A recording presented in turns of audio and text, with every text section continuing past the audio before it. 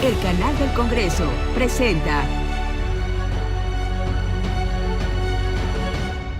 Bienvenidos al programa Zorri Namusali, Vértice Internacional, este programa que analiza el acontecer internacional y sus impactos para México. El día de hoy, un programa que no podía faltar. América del Norte está viviendo uno de sus capítulos más negros de su historia debido a la disputa grave por las amenazas, las intimidaciones, la imposición de aranceles y luego las pausas arancelarias de Donald Trump al frente de la Casa Blanca y en contra de sus principales socios y aliados, México y Canadá. Pero, ¿qué esperar el próximo 2 de abril? ¿Qué afectaciones pudieran tener los aranceles en el comercio intrarregional? ¿Cómo le afecta a México que Canadá y Estados Unidos entren en una guerra arancelaria? ¿Cuál es el futuro que le aguarda al TEMEC y qué rol está jugando China en esta disputa? Les pido por favor que me acompañen.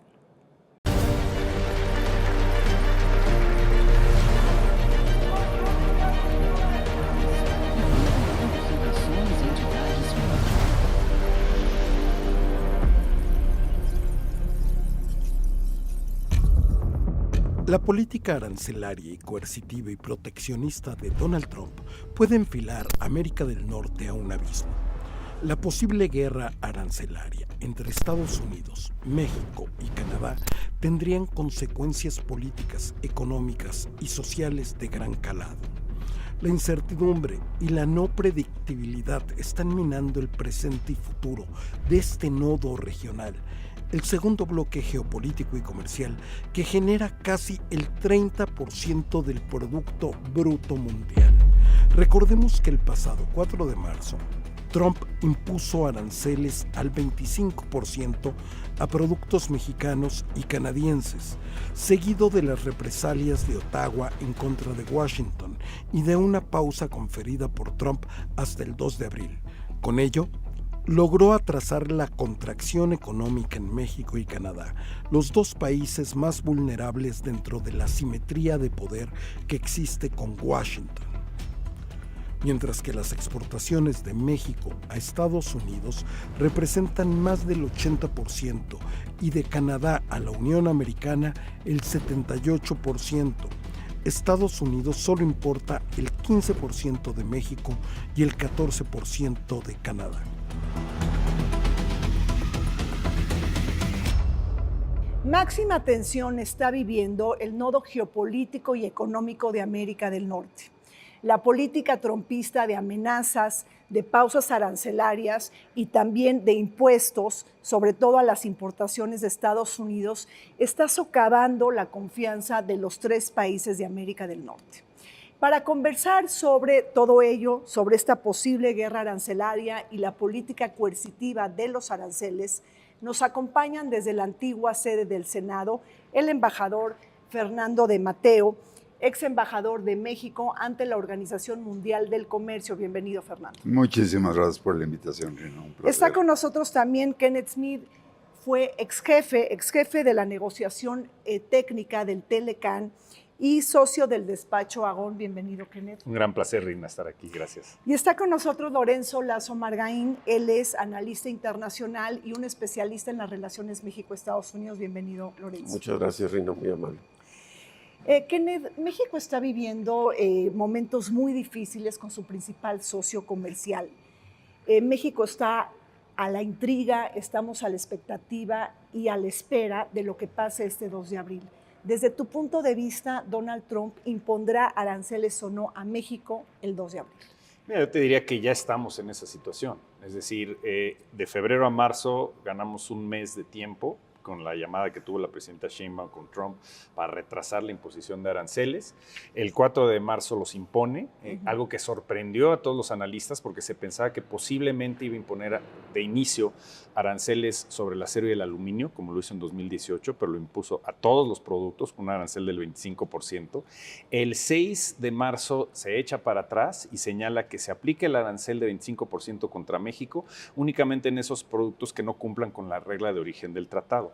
Pero de todas maneras, hay un universo muy amplio, casi el 40% de lo que exporta México a Estados Unidos, que no está solicitando la preferencia del TEMEC, que enfrentan aranceles mucho más altos de los que se tenía anteriormente. Entonces, estamos ya en una situación de enorme confusión e incertidumbre para el sector exportador y, por supuesto, como bien señalas, la posibilidad de que a partir del 2 de abril se impongan aranceles adicionales. Ha amenazado el presidente Trump con hacerlo en materia del sector automotriz, lo cual sería torpedear la industria automotriz de América del Norte, farmacéuticos, productos agrícolas. Entonces, no sabemos exactamente qué es lo que va a pasar. Está el gobierno de México tratando de negociar una salida de aquí al 2 de abril. Se ha mantenido la prudencia, no ha anunciado todavía aranceles de represalia a México, pero habrá que ver qué es la decisión que toma el gobierno de México si en efecto no se soluciona el tema, no logramos desactivar esta bomba de aranceles para el 2 de abril y además si el presidente Trump decide recrudecer el tema imponiendo aranceles adicionales, que recordemos que no es nada más para México y Canadá, estaremos hablando de aranceles lo que él llama recíprocos para todo el mundo. Fernando, ¿cómo estás viendo la situación para el 2 de abril? ¿Tú crees que se va a acreditar esta promesa de Trump de poner un arancel universal a la economía del mundo, a los principales países del mundo, pero también a América del Norte? Bueno, yo creo que ni siquiera Trump lo sabe esto, ¿no? Que es algo que él decide en el último momento, dice, bueno, vamos a ver qué es lo que me conviene más políticamente, el poner un arancel o el mantener la relación que estoy llevando con respecto a fentanilo, respecto a migración, respecto a otros temas con México. Ahora, la parte de la represalia sería en este momento hierro, acero, aluminio, más todos los productos derivados del aluminio. Entonces, aquí es una cantidad muy importante, 130,000 millones de dólares sobre los cuales se podrían poner aranceles o sobre los que se están aplicando aranceles y tendría que haber por parte del gobierno mexicano la decisión o no de tomar represalias. Claro. Lorenzo, hemos visto que Trump está utilizando a los aranceles como un arma política y un arma negociadora, pero ¿cómo ves esa parte del deleite? Es decir, disfruta, hay un gozo cuando él impone aranceles y le fascina generar confusión, caos, ambigüedad. Es decir, estamos ante el hecho de instalar una política de lo impredecible como política pública. Eso está generando... Maneja la incertidumbre como un Claro. instrumento de poder, ¿no? Sí. Y aquí lo que estamos viendo es la redefinición del sistema de poder a nivel global. Y entonces Trump está planteando que tiene el poder económico, militar, político y social que maneja él dentro de su país y al resto del mundo en una situación de monopsomio. Es decir, él es el comprador mundial del resto del mundo y China es el vendedor mundial del resto del mundo. En esta relación es donde Trump está tratando de redefinir las relaciones económicas de Estados Unidos. Ahora, el instrumento, la causa y la cantidad. Son tres condiciones. La causa, en el caso de México, tiene doble razón. Uno, el tema del crimen organizado y tráfico de personas y sustancias tóxicas. Y el otro es el hecho de la forma que él no entiende la balanza de pagos.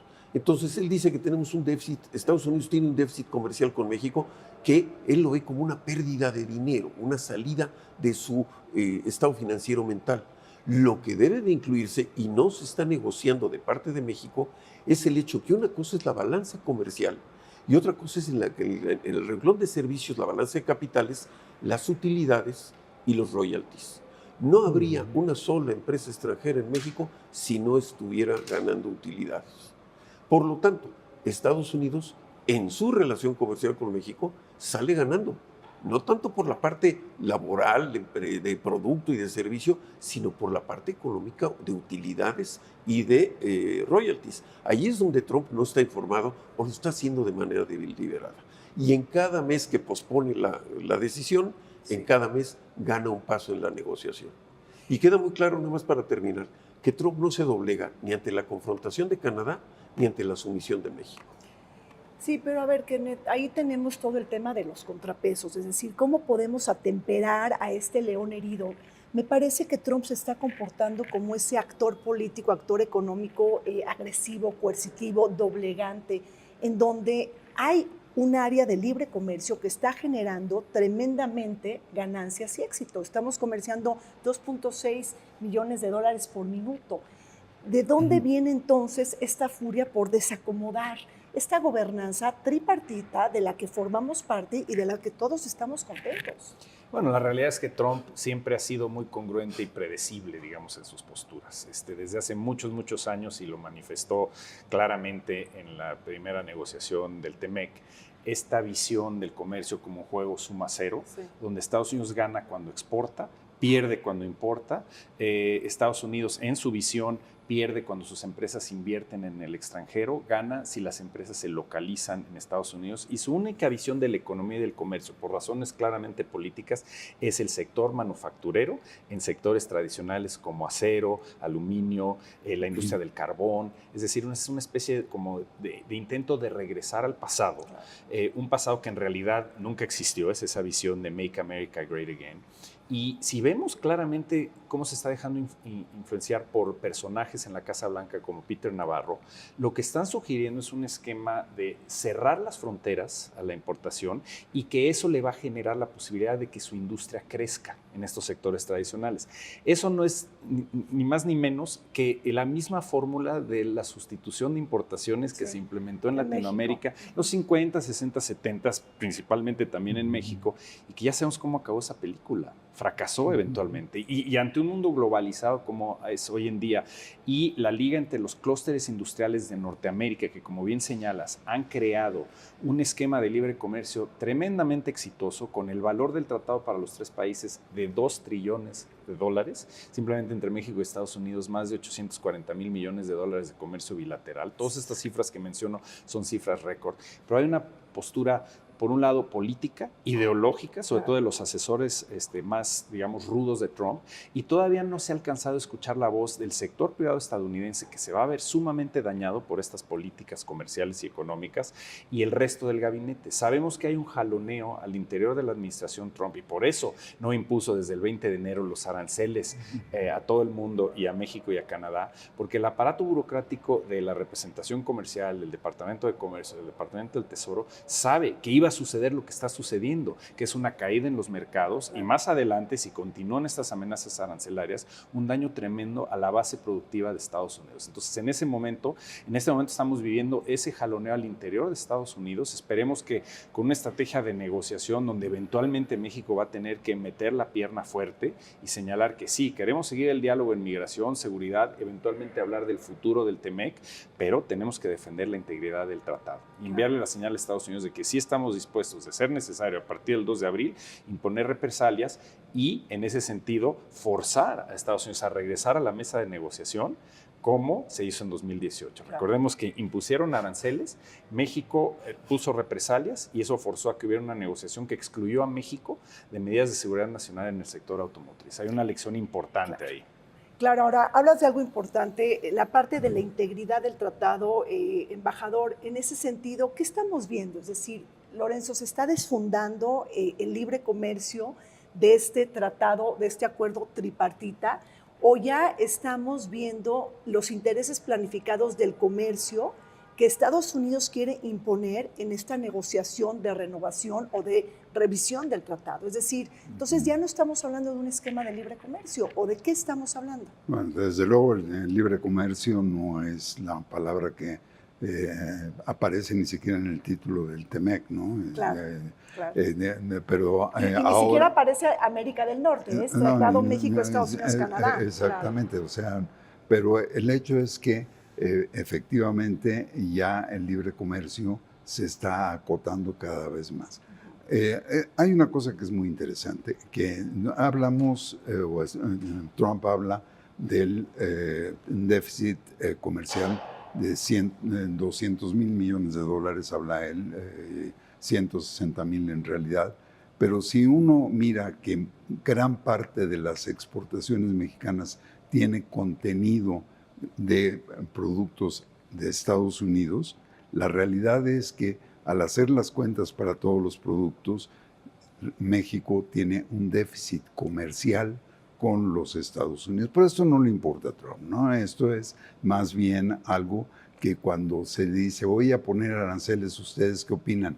El 60% dice que sí, pero cuando le dicen, oye, voy a subir los impuestos a la importación, no, si son impuestos entonces no. Lo que él hace es un uso demagógico de todo esto y considera que efectivamente el libre comercio ha sido malo para los Estados Unidos. Todo mundo nos hemos aprovechado de los Estados Unidos, lo cual evidentemente no es cierto. Nuevamente tu pregunta, la integridad del tratado. El tratado todavía sigue funcionando. El tratado, aunque diciendo aquellos productos que están incluidos en el tratado no pagarán impuestos, que cumplen con la regla de origen. Los demás que no están incluidos en el Tratado de Libre Comercio, entonces pagan 25%. Hay aquí una diferencia. ¿Quién hablaba del 60% que no pagan arancel porque está en el Tratado de Libre Comercio? Hay muchos que entraban con 0 arancel por nación más favorecida. No sabemos cuánto. Entonces puede ser mucho más los que sí están cumpliendo con el Tratado de Libre Comercio. ¿Qué pasa el 2 de abril? El 2 de abril tenemos la incertidumbre de qué es lo que se va a utilizar como trato de nación más favorecida. Esto tiene una implicación muy grande para el cálculo de los aranceles para México. Yo todavía pienso que Trump podrá decir, con lo que tengo, yo voy ganando, pero voy a otros 30 días. Y así nos va a traer durante un muy buen rato. ¿Estás de acuerdo, Lorenzo? Yo estoy totalmente de acuerdo que ese es el juego de Trump. Sí. Porque Trump, cuando no tiene el control del tablero, tira el tablero. Entonces, ahora él crea un nuevo tablero en donde él cada mes está obteniendo una ganancia adicional. Y a la hora que llegue el momento de negociación del TMEC, en su versión formal, pues ya lo que tenga México para negociar quizá ya es muy poco, ¿verdad? Porque siempre hay que tener un elemento de reciprocidad en la negociación. Yo estoy totalmente de acuerdo. Hay una degradación del valor del libre comercio en aras de esta idea de Trump de supremacía. Y entonces vemos que para Trump el dato duro no existe y él tiene declaración dura en contra, ¿no? Una preverdad. No es una posverdad, es una preverdad. El hombre vendió en su campaña la preverdad de que México y Canadá estaban abusando comercialmente de Estados Unidos. Y entonces, ¿cómo se justifica el famoso arancel? Ahora, lo que estamos viendo es un proceso de ventaja permanente en el proceso de negociación, en el caso contra Canadá y contra México. La preocupación de Canadá es territorial. La preocupación de México es de viabilidad económica, porque finalmente para México el tratado ha sido el gran paso a la evolución económica del país, a la reducción de la pobreza y a un asiento en el G20, ¿no? Entonces, esos son elementos que México debe de identificar. Y no queda muy claro, y esta es una parte que desde el 94, 30 años, no se ha aclarado cómo manejar en el bloque económico México, Canadá, Estados Unidos, el comercio intratelecán y el comercio de los 3 extratelecán. Porque en ese proceso, Estados Unidos como concentrador tiene ventajas económicas con el resto del mundo, de las cuales México no tiene ese dividendo, vamos a llamarle así. Oye, Kenneth, y de alguna manera el TMEC, una de sus grandes atributos o virtudes era disuadir los actos unilaterales de los países miembros. Esto ya vimos que, bueno, pues como dice Lorenzo, ya está esto en el tablero y de alguna manera ha roto ese juego dentro del tablero. Pero ¿qué otros contrapesos pueden atemperar a Trump en su toma de decisiones públicas? Ya te diría, hay 2 frentes. De entrada, hay una ventaja, digamos, que tienen México y Canadá con respecto al resto del mundo en su relación con Estados Unidos, porque Estados Unidos depende enormemente de la importación de insumos de México para su base manufacturera. Es decir, no hay manera de que Estados Unidos compita con China con éxito en el sector automotriz, por ejemplo, si no tiene acceso a estos más de $130,000 millones de insumos que provienen de México para su sector sector manufacturero. Eso es esencial. Y eso ya lo saben en el Midwest de Estados Unidos, donde se produce la gran mayoría de vehículos y donde hay una sensación de que va a haber un daño enorme a la planta productiva de Estados Unidos con estos aranceles. Entonces, de alguna manera eso le da leverage a México. Y relacionado con eso, el tema geopolítico y el tema de China es esencial, está en primera fila. México se ha beneficiado de este factor de sustitución, de poder reemplazar a producto chino que ya no puede entrar directamente a Estados Unidos por los altos aranceles de la guerra comercial Estados Unidos-China. Entonces está entrando mucho más producto mexicano a Estados Unidos. Pero la otra cara de esa moneda es que Estados Unidos ahora se voltea con México y hasta cierto punto también con Canadá y amenaza de que a menos de que México tome medidas para frenar la importación de producto chino, la triangulación que alega Estados Unidos de acero y aluminio a través de México y sobre todo la inversión china en sectores estratégicos, va entonces a imponer medidas como las que está ya imponiendo en este momento. Parte de lo que está discutiendo el gobierno de México ahora con el Departamento de Comercio y con USTR, además, en paralelo de las discusiones de migración y seguridad, es justamente cómo tratar de adoptar un enfoque regional hacia la competencia china. Aquí estamos en medio de este fuego cruzado geopolítico entre Estados Unidos y China. Hay cosas que se pueden hacer, por un lado, del lado de México, que inclusive nos puede beneficiar, por ejemplo, apretar las tuercas en las medidas donde reducimos la inversión o la importación de productos donde hay violaciones de derechos laborales, derechos humanos, conservación ambiental. Todo eso hace que los estándares norteamericanos puedan subir.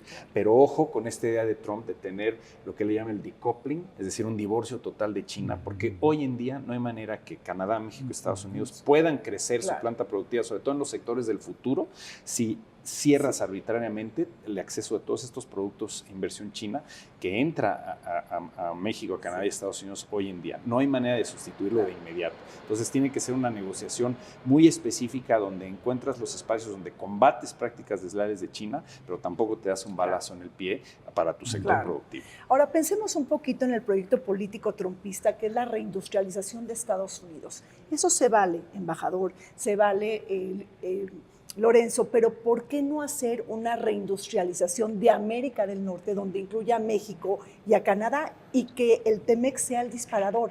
¿Por qué Trump todo el tiempo está de manera unilateral y no entiende lo que es el enfoque compartido? Es decir, ¿cómo le podemos explicar a Trump que un ganar-ganar de alguna manera nos da gobernanza económica en el mundo?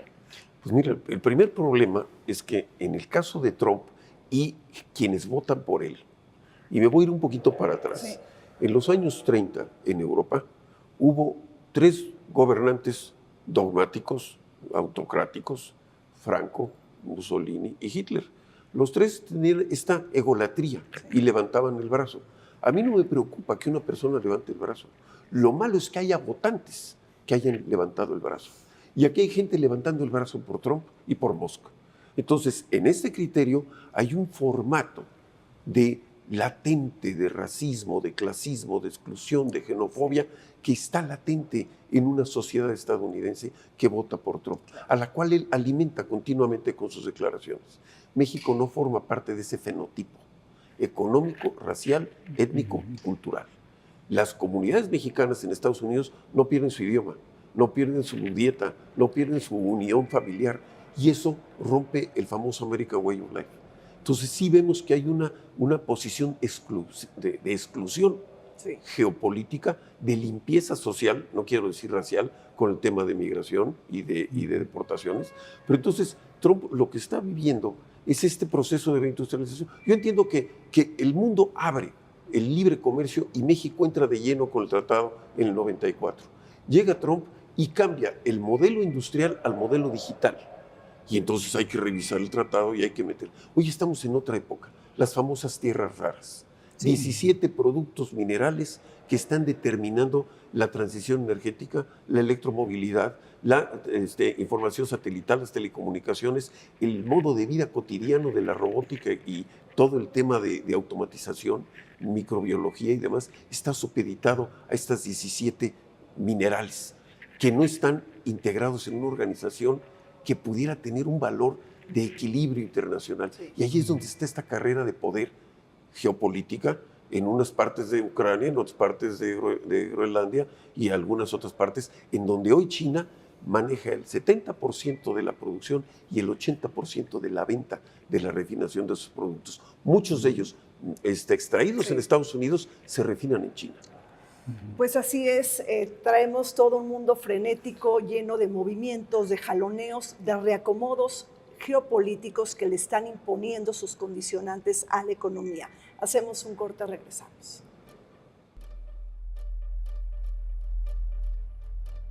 En 2024, el déficit comercial de Estados Unidos alcanzó un récord de 1.21 billones de dólares a nivel global, de los cuales 171.800 millones fueron con México, la cifra más alta en la historia bilateral, y alrededor de 63.300 millones con Canadá.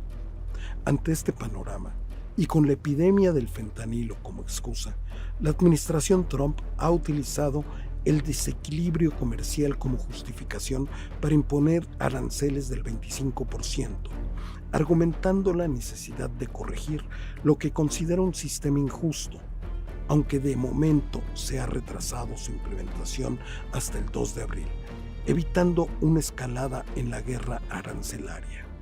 No obstante, las amenazas continúan generando incertidumbre sobre el futuro del TEMEC.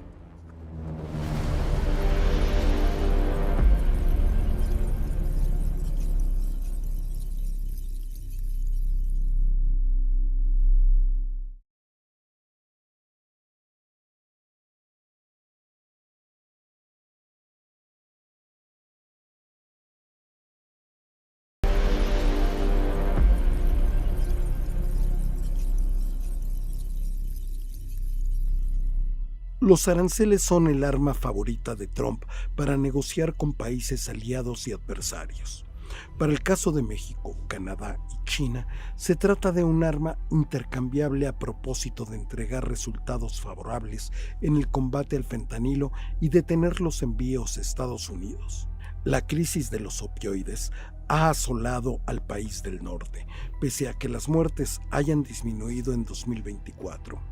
La sobredosis de esta droga sintética y combinada con otras sustancias han causado más de 111,000 muertes por año y se ha convertido en la principal causa de defunción entre los estadounidenses de 18 a 45 años, un hecho que ha obligado a Washington a declararlo un asunto de seguridad nacional.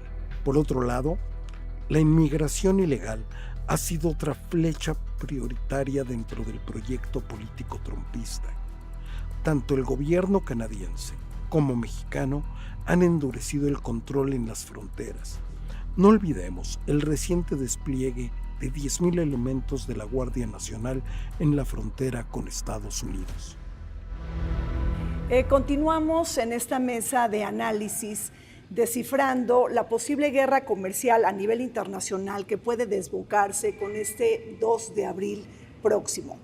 Fernando, platícanos de Canadá, prácticamente una Canadá que está en shock con este segundo mandato trumpista y en donde hay una arremetida prácticamente del nuevo primer ministro Mark Carney, en donde trae una política de ojo por ojo y diente por diente. Esa es una política que se diferencia con la de México hasta el momento. Bueno, creo que fue Lorenzo el que antes mencionó que estamos hablando en el caso de Canadá no nada más de una cuestión comercial, sino una cuestión territorial. O fue que claro. O sea, aquí el hecho que diga el señor gobernador del estado número 51 hace la gran diferencia. Entonces, si hay una aprobación del estar luchando comercialmente o como sea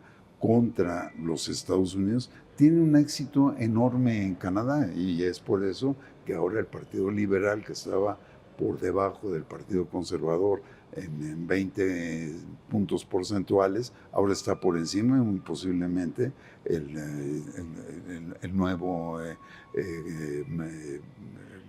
primer ministro va a repetir durante 4 días y luego las elecciones y va a ganar. O sea, es muy diferente la situación Sí, con México. por supuesto. Entonces, pero aquí hay una cosa que es muy importante, que es que con el Canadá nunca hemos tenido una gran relación México y Canadá. Creo que esto habría que cambiarlo. Claro. Habría que cambiarlo porque además comercialmente también tendríamos muchísimas más oportunidades si empezáramos a explotarlo. Precisamente porque no sé, es decir, dentro de un esquema tripartito, si está el gigante de Estados Unidos, ¿por qué no Canadá y México, que son las partes, digo, más débiles, se unen para enfrentar a Estados Unidos? Digo, México y Canadá, digo, tenemos diferencias enormes, pero ¿por qué no hacen eso? ¿Por qué tenemos una relación tan descuidada?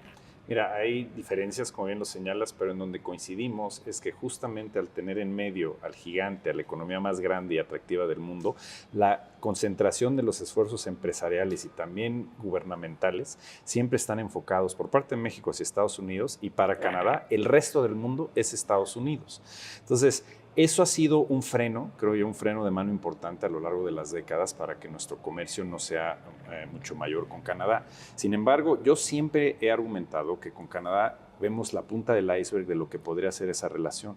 Tiene un perfil productivo, una vocación exportadora e importadora similar a la de Estados Unidos. Es decir, requieren frutas y hortalizas a lo largo del año, exportan energía, son una potencia en ciertas provincias en materia de manufactura, sector automotriz. O sea, hay una complementariedad muy interesante con México que se debería multiplicar. Estos 40,000 millones de dólares que tenemos de comercio fácilmente, y lo digo con un análisis concreto que se ha hecho, se podría duplicar.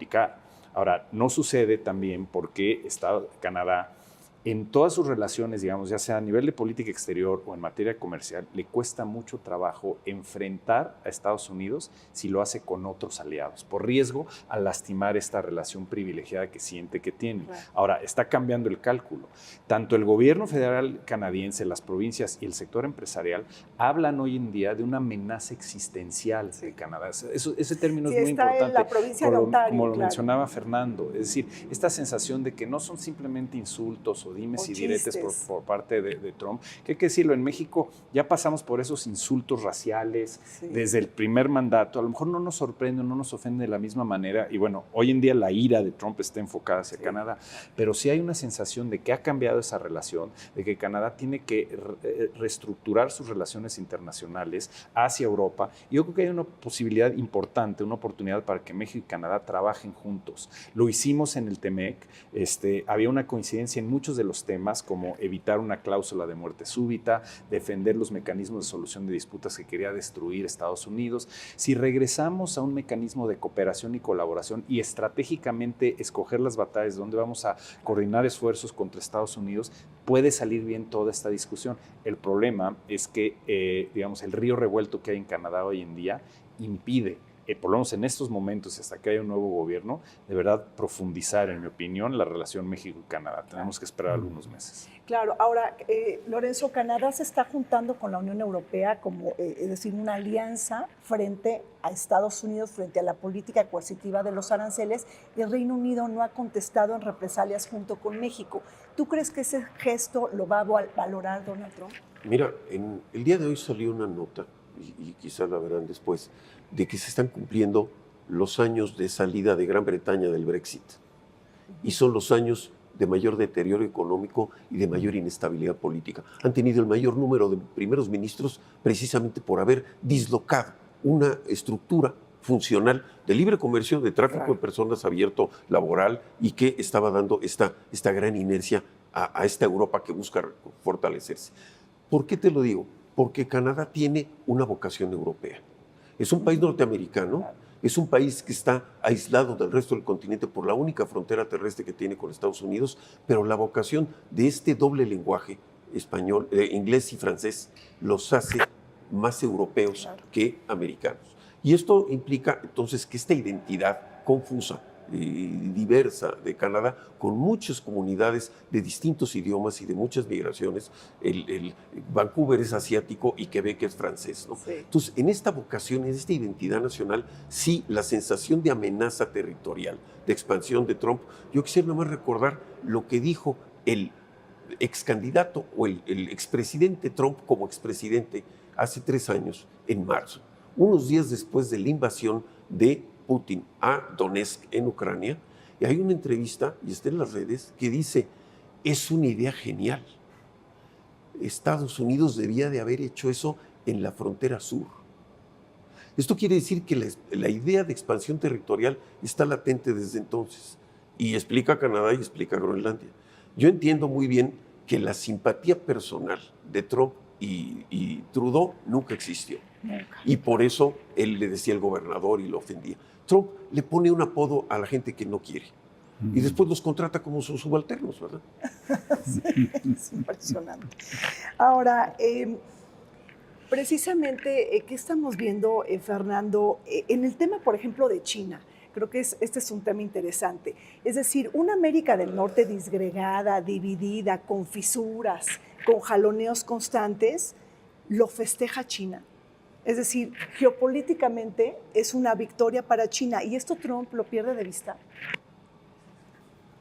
Yo no estoy muy seguro de que sea una victoria para China, ¿no? Creo que China va a salir afectado también de toda esta, entre otras cosas, pues porque va a perder más mercado todavía en los Estados Unidos. Por supuesto. Sí. Que aquí yo quiero hacer una aclaración. Trump está diciendo que quiere reindustrializar Estados Unidos, pero nunca se ha desindustrializado. En este momento, Estados Unidos tiene la mayor producción industrial en términos reales en toda su historia. El hecho que haya perdido empleos es en gran parte por la automatización y en segundo lugar, sí efectivamente, pues China ha recuperado lo que ya tuvo en el pasado, en el siglo XIX, el tener la mayor producción industrial en el mundo. Pero China tiene que empezar a cambiar, como lo hizo Estados Unidos, pasar de la producción industrial en términos relativos hacia los servicios que son todo aquello que cabe ahorita en un iPhone, pero que es el corazón, es lo que permite que un país se desarrolle en ese momento. Y Estados Unidos está en el número 1. Y Trump está matando esa parte. Y la está matando, entre otras cosas, porque le está quitando fondos a las universidades, que es la gran unión entre universidades, gobierno e industria. Entonces, Trump está, siempre me recordaré al emperador Adriano, que fue el que cerró las fronteras del Imperio Romano. Ahí empezó el declive. Bueno, aquí... Sí, bueno, pues, y ahí vemos entonces a una China mucho más abierta ahora al libre comercio, que un Estados Unidos que está cerrándose al libre comercio. Y esto puede ocasionar que una crisis económica mundial, es decir, algunos historiadores incluso hablan del crack del 29, de esta ley proteccionista de Smoot-Hawley, es decir, que inclusive pudo llevar a la Segunda Guerra Mundial en el 38. Es decir, tú harías un parangón o un comparativo de momentos, que eso es lo que estamos viendo hoy.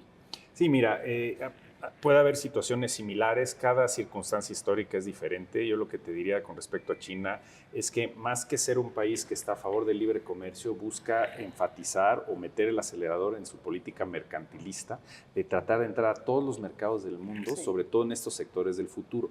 Ya lo vimos hace años y México lo padeció, el crecimiento enorme de China, de pasar de ser un país que producía muy poco a ser líder en materia de textil, calzado, plástico, juguetes, todos esos productos que compitieron directamente con México y que causaron un daño enorme a la industria nacional en nuestro país y también en términos de sustituirnos como proveedores de Estados Unidos, ahora están metiendo el acelerador desde hace 20 años planeando digamos, el takeover, por así decirlo, de la industria automotriz. O sea, vienen planeando desde principios de los 2000, es lo que estamos viendo hoy en día, y por eso 23% de los vehículos que se vendieron en México el año pasado son chinos, cuando en 2005 era menos del 1%.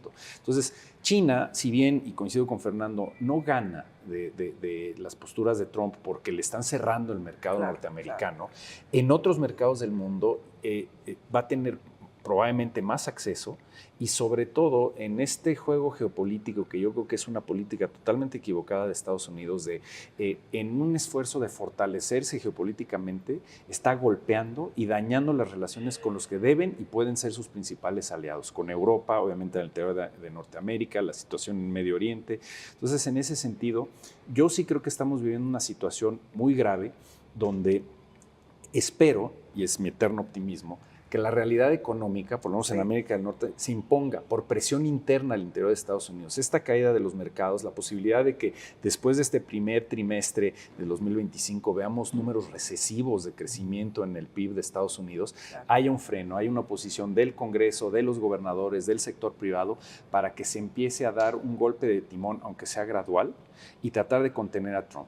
Logramos la negociación del TEMEC no porque lo hayamos convencido de las ventajas de Norteamérica y la integración, sino simplemente por la presión para contener sus impulsos más tóxicos, por así decirlo. Entonces tiene que suceder lo mismo, pero a diferencia de lo que pasó en 2018, no está nada más en juego Norteamérica, coincido contigo, está en juego la relación de Estados Unidos con el resto del mundo, su papel como líder o no a nivel internacional, y hay un vacío de poder muy importante. Lo peor que puede suceder es que Europa siga paralizada, dañada por la salida de Reino Unido de la Unión Europea, y que con esta posición de Trump se recrudezca la posibilidad de una alianza aún más fuerte entre China y Rusia. Y ahí es donde no sabemos qué es lo que puede suceder. Podemos pasar del ámbito económico, de una guerra fría económica, a un tema militar mucho más grave, sobre todo cuando ponemos en juego temas como Taiwán, qué puede pasar con Ucrania, qué sigue en términos de los ímpetus expansionistas de Rusia en Europa. Entonces, Lorenzo, ¿estás de acuerdo con Kenneth que los mercados y las encuestas y la misma realidad, la terca realidad, van a ser los verdaderos contrapesos para de hecho, Trump? Tenemos ya, por expectativas racionales, una distorsión en los mercados. Sí. Con o sin la totalidad de los aranceles, los mercados están en crisis, la especulación, la incertidumbre daña la visión de mediano y largo plazo y acaba afectando, a fin de cuentas, al consumidor final. O sea, aquí lo que tenemos es un proceso de que todo, a nivel económico y en México, esto va a ser un proceso regresivo en términos de distribución del ingreso. Esto va a ser un proceso regresivo en términos de poder adquisitivo del salario. Porque finalmente la inercia de un arancel sobre un tipo de producto, sobre un tipo de industria, va a acarrear la consecuencia inmediata de la alineación de otro tipo de productos, sean o no de origen arancelario, ¿sí? Pero va a haber esta tensión a favor de alinear precios a otro nivel. Esto va a tener efectos sobre nuestras reservas, va a tener efectos sobre nuestra capacidad de generar recursos del exterior, va a tener impacto en el tipo de cambio. Y entonces aquí una de las lecturas que no es completa es el hecho de la presencia del mercado chino en México, que en el mercado formal es muy importante, pero el mercado informal de producto chino, legal, no tóxico, adictivo o prohibido, ¿no? Pero el tema del producto chino que está llegando de manera informal a México y que se encuentra en cualquier calle de las distintas ciudades, ese es otro elemento también que merece cuidar. Y México necesita hoy, más que nunca, redefinir la visión del modelo económico del país hacia el exterior ante el cambio de fuentes y orígenes de mercado. Y tenemos que entender cuáles son las ventajas competitivas para acercarnos a Canadá, o para fortalecer nuestros vínculos europeos, o para determinar qué sí podemos hacer con Asia, para que este proceso de sobredependencia de un mercado nos dé la estrategia, pero sobre todo el personal preparado para negociar a alto nivel. Y necesitamos que aquel cuarto de junto que se hizo en el 94 con empresarios para ayudar al gobierno a entender la parte comercial, tengamos hoy un cuarto de junto permanente, ¿sí? Que nos dé con empresarios mexicanos y con el Consejo de Empresas Globales que están en México la identificación de dónde están nuestras oportunidades de mercado. México no va a progresar manteniendo una posición de aceptación unilateral de condiciones. Claro. Necesitamos que el plan, pónganle la letra que quiera, pero que tenga la M de México para determinar dónde estamos y dónde diversificamos nuestro mercado. Bueno, pues se nos acaba el tiempo, permítanme hacer un corte y simplemente para recordar que esta relación trilateral es multifacética, es sumamente compleja y asimétrica, pero que ha dado tremendamente éxito y bienestar a los ciudadanos de los tres países. Volvemos.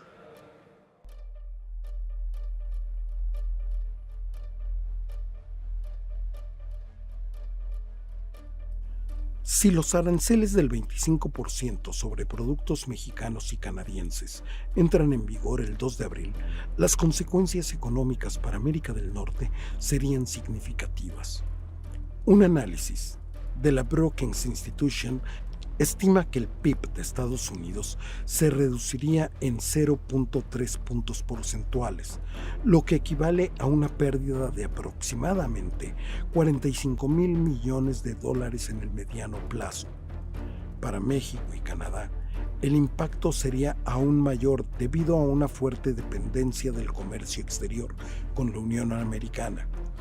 El PIB mexicano podría contraerse hasta un 3.14%, mientras que el de Canadá caería un 3.02%. Estas reducciones afectarían la inversión, el empleo y los salarios frente a una creciente inflación e inestabilidad económica.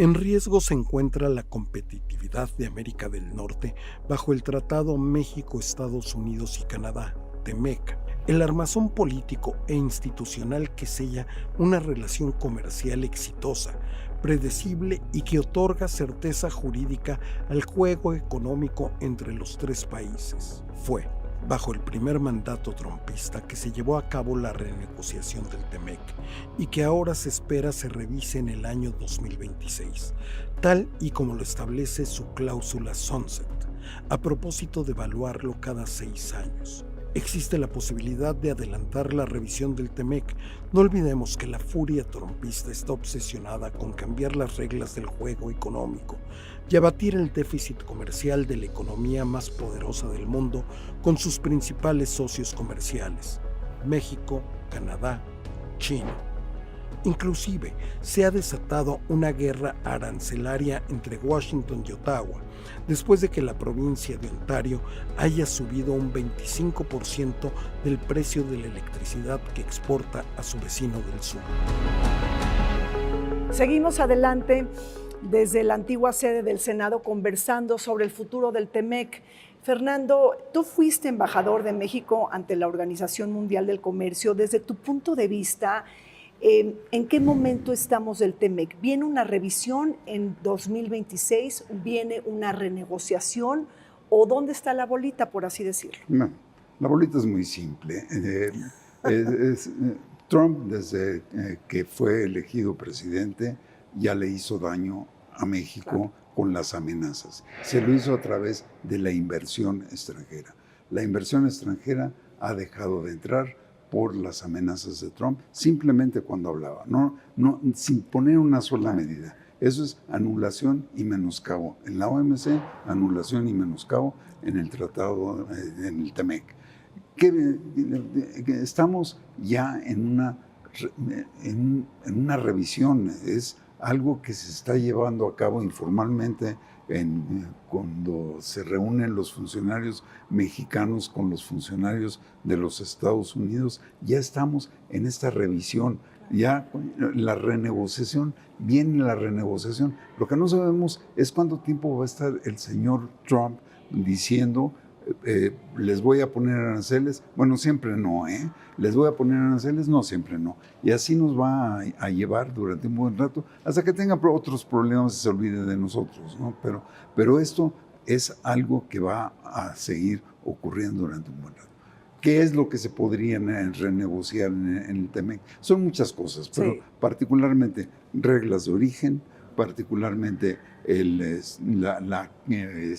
cuál sería la cláusula de nación más favorecida que se aplicaría a México para aquellos productos que no se cumplan, no cumplan con el TEMEC, cuál serían las reglas sobre inversión extranjera, qué es lo que tendría que hacer México con relación a China. Y aquí hay que tener mucho cuidado.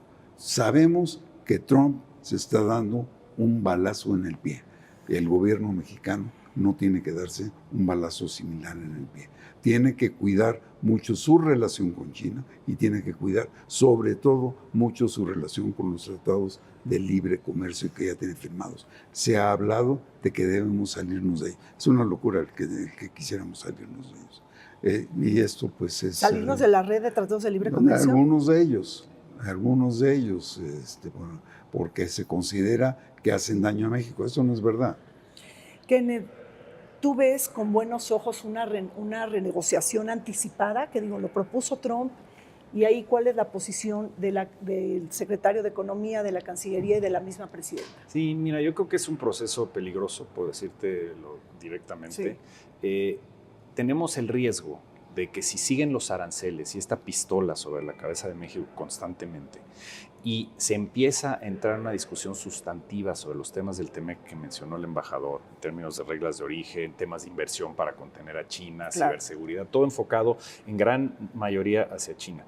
Y si esa discusión se empieza a dar de manera sustantiva, al mismo tiempo que están abiertos los temas de migración y de seguridad, el riesgo es que te empiecen a hacer cruces con esos temas. Sí. México, en una negociación comercial, va a llegar a la mesa, únicamente comercial, va a decir, necesitamos libre comercio en todos los productos, agrícola, automotriz y otros prioritarios. Estados Unidos, en una negociación donde está sobre la mesa migración y seguridad, puede regresar a decirte, por ejemplo, caso hipotético, voy a echar para atrás mi postura de no ir a bombardear a los cárteles mexicanos, no va a haber acciones unilaterales de Estados Unidos, pero ayúdame por favor con el déficit comercial del sector automotriz y agrícola. Entonces, ahí cambia la ecuación, claro, y mete una presión enorme a la presidenta Sheinbaum de empezar a hacer cruces que puedan sacrificar ciertos elementos y que sean moneda de cambio en una discusión más amplia. Por supuesto, si se logra una secuencia, que es lo que busca el gobierno de México, resolver de inmediato el tema de migración y seguridad, quitarte de encima los aranceles y en los próximos meses ya entrar en una discusión sustantiva, sí, este año puedes avanzar de manera importante hacia el 2026. Pero si tratas de acelerar todo, y creo que esa es la estrategia de Trump, meter todos los temas al mismo tiempo para tener más elementos de presión sobre México que pudieran ser muy dañinos. No se nos olvide que México, el PIB, Lorenzo, si no me equivoco, el 73% del PIB mexicano está relacionado con el comercio exterior. Sí, y nuestro comercio exterior predominantemente 4/5 partes con un solo país. Tenemos que entender quizá los plazos. Yo estoy totalmente de acuerdo con que el hecho de que estén mezcladas variables de carácter político y de seguridad con análisis, claro, técnico específico, cuantitativo de carácter comercial, distorsiona la negociación. Y esto, la pelota está al lado de México y México tiene que responder de manera contundente para quitar ese argumento de la negociación. Segundo, México tiene que entender plazos. El plazo inmediato del efecto de estos aranceles en este año, el plazo de contener, definir o tener una estrategia de país por el periodo que Trump va a estar en el gobierno, y el hecho de que esto permita que México redefina partes importantes del modelo económico de país para diversificar fuentes y destinos de comercio y inversión. Bueno, pues muchísimas gracias por sus comentarios, por su participación, embajador Fernando de Mateo, a Kenneth Smith, gracias, y a Lorenzo Lazo Margain. Pues ojalá y nos veamos nuevamente en el programa. A ustedes que nos acompañan, hacemos un corte.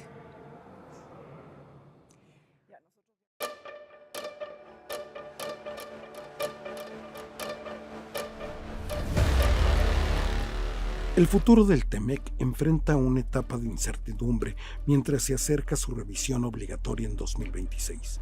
La creciente competencia con China y los cambios en las cadenas de suministro globales podrían influir en la renegociación del tratado, con posibles ajustes en reglas de origen, comercio digital y regulaciones laborales.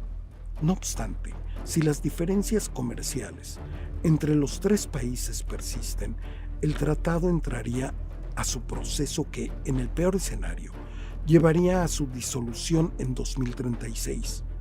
La continuidad del TEMEC dependerá no solo de las decisiones políticas de los gobiernos en turno, sino también de la presión del sector empresarial y la capacidad de las economías norteamericanas para adaptarse a un entorno comercial cambiante.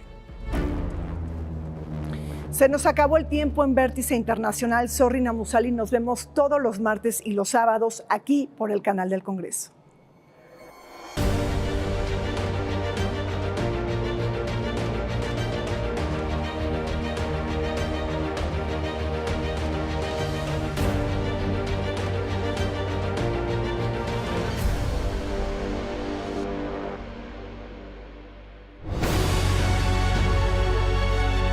El canal del Congreso presentó